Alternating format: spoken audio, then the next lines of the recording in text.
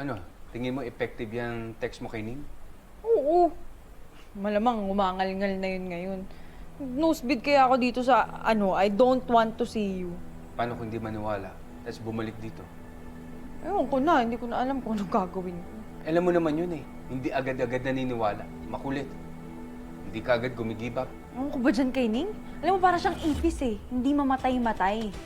Kaya kailangan natin makaisip ng paraan para mapigilan siya. Oh, anong gagawin mo? Sino tatawagan mo? Huwag ka magulo.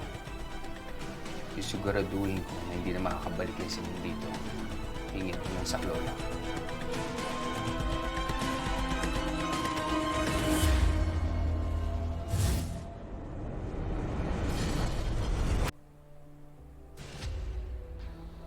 Hayaan mo, Ning. Tumitsyempo lang tayo. Kakausapin din natin ulit ang mama mo. Ha?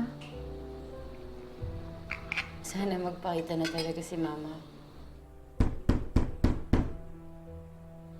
Sandali, ah.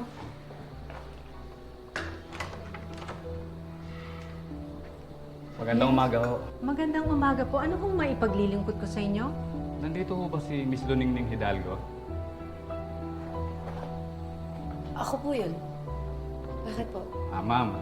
Nandito ho ako para ihain po sa inyo ang Barangay Protection Order na isinampa laban ho sa inyo.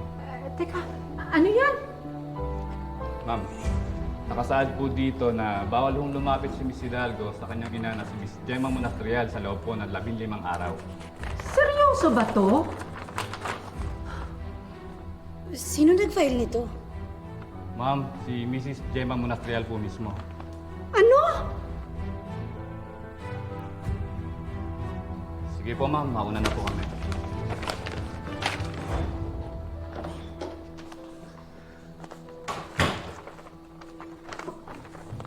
Barangay Protection Order? Anong tingin nila sa'yo? Armed and dangerous? Hindi ko na din alam, Nina.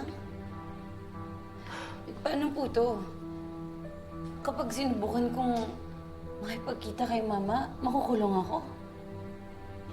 Sigurado akong si Cesar ang may pakana nito.